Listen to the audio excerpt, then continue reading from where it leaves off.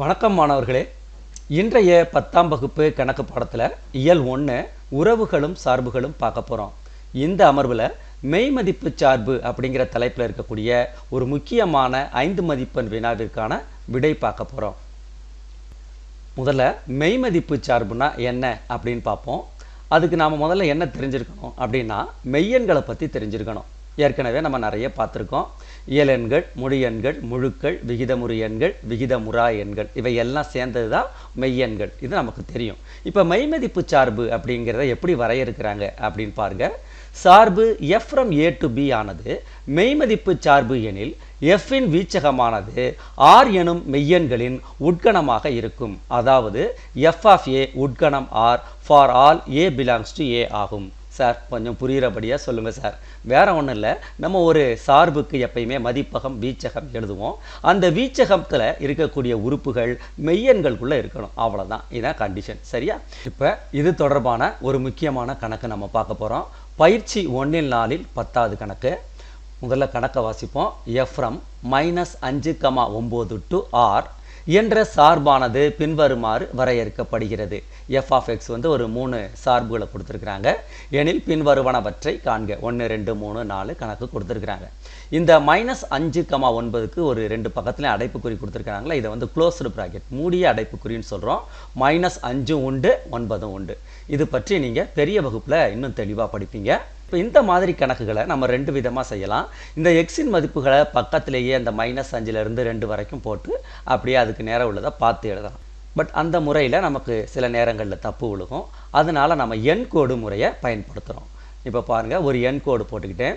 இங்கே -5லேருந்து 9 வரைக்கும் இருக்கிறதுனால அந்த எண்களை இங்கே நான் எழுதிக்கிட்டேன் இல்லையா. எண் கோடு நம்ம எல்லாருக்குமே தெரியும். நடுவில் 0, இந்த பக்கம் மிகை எண்கள், இந்த பக்கம் குறை எண்கள்.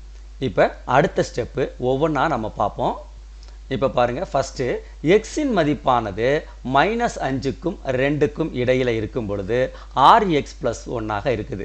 இதில் -5 உண்டு, இந்த 2 கிடையாது. இது ஏற்கனவே நம்ம பார்த்துருக்கோம் இல்லையா. இப்போ -5 அது உண்டு, இந்த 2 கிடையாது. ஏன்? இந்த இடத்துல <= இந்த கோடு இருந்தால் இந்த நம்பர் உண்டு. அதே மாதிரி இங்கே கோடு இருந்தால் இந்த நம்பர் உண்டு. அப்படி கோடு இல்லைன்னா அதுக்கு முன்னாடி உள்ள நம்பர் மட்டும். இப்போ இதை நம்ம குறித்து காட்டுவோமா? இங்கே பாருங்கள், -5லேருந்து 2க்கு முன்னாடி உள்ள நம்பர் 1 வரைக்கும். இந்த மாதிரி அமைந்தால் அதுக்குரிய மதிப்பு என்னது? rx + 1. அதை நான் இங்கே போட்டுட்டேன், சரியா? அடுத்தாப்பில் பார்ப்போம். ரெண்டாவதுல பாருங்கள், எக்ஸின் மதிப்பு 2க்கும் 6க்கும் 2 உண்டு, 6 கிடையாது. அப்போ பாருங்கள், அதை குறித்து காட்டுவோமா? 2லேருந்து 5 வரைக்கும் தான், 6 கிடையாது. அப்போ இதுக்கான மதிப்பு என்னது? 5x² - 1. அடுத்தது பாருங்களேன், எக்ஸினுடைய மதிப்பு 6க்கும் 9க்கும் நடுவில் 6 உண்டு 9 உண்டு. இதுக்கான மதிப்பு 3x - 4. இப்போ இதை குறித்து காட்டுறோம், ரைட்டா? இதையும் நம்ம எழுதிக்குவோம், 3x - 4. அவ்வளோதான். இந்த எண் கோடு போட தெரிஞ்சிருச்சாலே போதும். இந்த கணக்கு நமக்கு ரொம்ப ஈஸியாக இருக்கும். இப்போ இந்த எண் கோட்டை மட்டும் வச்சுக்கிட்டு ஒவ்வொரு கணக்கையாக நம்ம தீர்வு கண்டுபிடிப்போம். பாருங்கள், இப்போ முதல் கணக்கு f of -3 + f of 2. சரியா? -3 எங்கே இருக்குது? இங்கே இருக்குது. அதுக்கு நேரம் என்ன இருக்குதுன்னு பாருங்கள், rx + 1. 2 எங்கே இருக்குது? இங்கே இருக்குது. அதுக்கு நேரம் என்ன இருக்குது? 5x² - 1. ஸோ இப்போ இது 2 பிரிவாக இருக்கிறதுனால நான் ஒரு கோடு போட்டுக்கிறேன். முதல்ல f of -3 அது என்னன்னு பார்த்தோம், rx + 1. இதுக்கு என்ன அர்த்தம்னா, x இருக்கிற இடத்துல -3 பிரதியிடணும்னு அர்த்தம். 6 இந்த எக்ஸுக்கு பதிலாக -3 + 1. நமக்கு என்ன கிடைக்குது பாருங்கள், 6ஐயும் -3ஐயும் பெருக்கினா -18 + 1 விடை -17. இப்போ அடுத்தாப்பில் f of 2 இருக்குது இல்லையா. f of 2க்கு நேரம் இங்கே என்ன இருக்குதுன்னு பாருங்கள், 5x² - 1. அதை எழுதிக்கிறேன். இப்போ எக்ஸுக்கு பதிலாக 2 போடுறேன், 2² போடுறேன். அப்போ இது என்ன ஆகும்? அடுத்த ஸ்டெப்பில் இந்த 5 அப்படியே இருக்கும். 2 ஸ்கொயர்டு பண்ணால் 4 -1. அடுத்த ஸ்டெப்பில் 5 20 -1 விடை என்ன கிடைக்குது? 19. இப்போ நமக்கு என்ன கொடுத்துருக்காங்கன்னா, இது 2ஐயும் கூட்ட சொல்லியிருக்கிறாங்க. அப்போ நம்ம கூட்டுவோமா?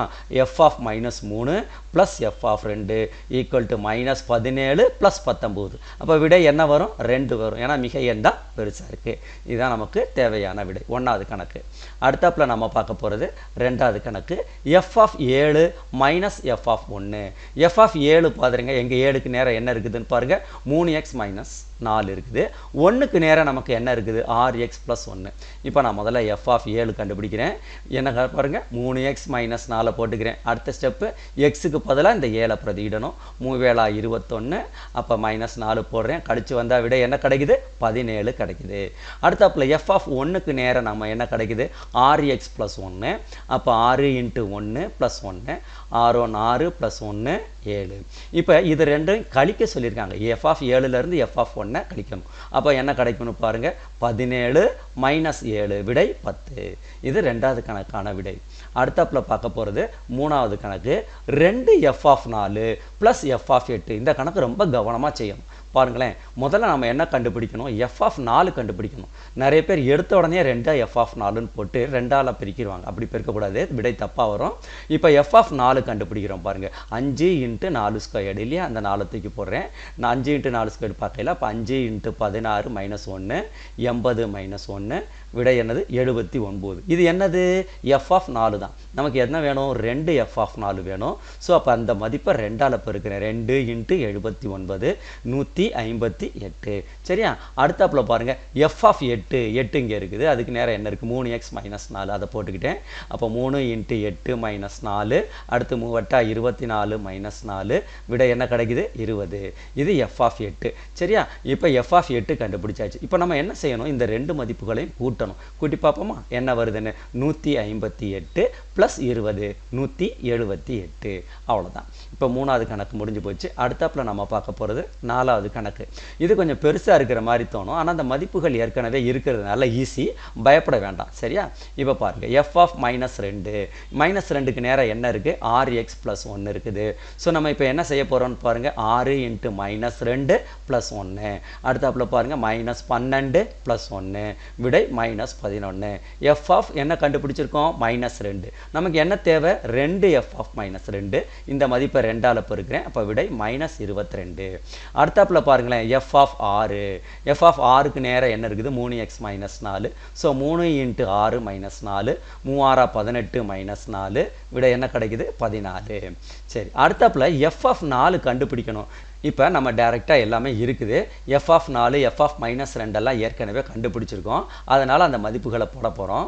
இப்போ பாருங்கள் f ஆஃப் 4 என்னது 79. அதை எழுதி வச்சுக்கிறேன். இப்போ ஒவ்வொன்றா நம்ம ஆன்சர் பார்ப்போமா. இப்போ பாருங்கள் இந்த 2f ஆஃப் -2 என்னது -22. அடுத்தாப்புல இங்கே என்ன இருக்குது -f ஆஃப் 6. f ஆஃப் 6 இந்த கண்டுபிடிச்சிருக்கோம் -14. f ஆஃப் 4 இப்போ ஏற்கனவே கண்டுபிடிச்சதுனால 79 எடுத்துக்கிட்டேன். f ஆஃப் -2 இப்போ தான் கண்டுபிடிச்சோம் -11. இதை போடுறோம். இப்போ இதை சுருக்க போகிறோம். தொகுதியில் என்ன வரும்னு பாருங்கள் -36. பகுதியில் என்ன வருது 68. இதை நம்மளால் சுருக்க முடியும். ஸோ அதை நான் சுருக்கி போடுறேன். 4வது வாய்ப்பாடால் 9 4 36 1 4 4 மிச்சம் 2 28 -9/17. இது ரொம்ப ரொம்ப முக்கியமான கணக்கு.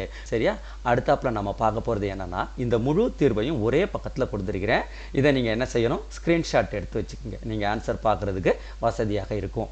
சரி, அடுத்தாப்புல என்ன சார் பார்ப்போமா. ஆஹா, ஹோம்ஒர்க்கு நீங்களும் ஆரம்பிச்சிட்டிங்களா சார்? ரொம்ப ஈஸியான கணக்குகள் கொடுக்க போகிறோம். ஒரு 2 கணக்கு. முதல்ல பாருங்கள் பயிற்சி 1/4 9வது கணக்கு. அந்த கணக்கு இந்த இருக்குது பாருங்கள். சரி, இதுக்கான படமும் நான் கொடுத்துட்டேன். இதில் முக்கியமாக நீங்கள் கவனிக்க வேண்டியது இந்த -1.5. எல்லாருக்கும் சந்தேகம் வந்துடும். -1.5 தான் எங்கே சார் குறிக்கிறது? பாருங்கள், இந்த -1 to +1 ரெண்டுமே இதுக்குள்ளே இருக்குது. அப்போ ஆக்சுவலாக நான் எங்கே போடணும்னா இந்த 1 கிட்டக்க இந்த ப்ராக்கெட் போடணும். எல்லா நம்பர்லையும் இந்த 1 கிட்டக்க போடணும். நம்ம கொஞ்சம் தள்ளி போட்டிருக்கோம். அப்போ இந்த 1லேருந்து தான் இது ஆரம்பமாகுது. அப்போ அந்த -1.5க்கு என்ன வரும் x - 1 வரும். இந்த இருக்கு இல்லையா, இதுதான் வரும். இதை ஞாபகம் வச்சுக்கணும். ரைட்டு. அடுத்தாப்புல நம்ம பார்க்க போகிறது ஹோம்ஒர்க் 2.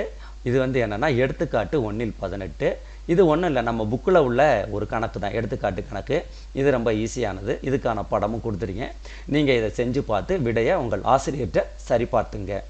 ஏன்னா மாணவர்களே, இந்த வீடியோ உங்களுக்கு ரொம்ப பயனுள்ளதாக இருந்திருக்கும்னு நினைக்கிறேன். இந்த கணக்குகளை நீங்களே ஒரு முறை செய்து பாருங்கள். வாழ்த்துகள்.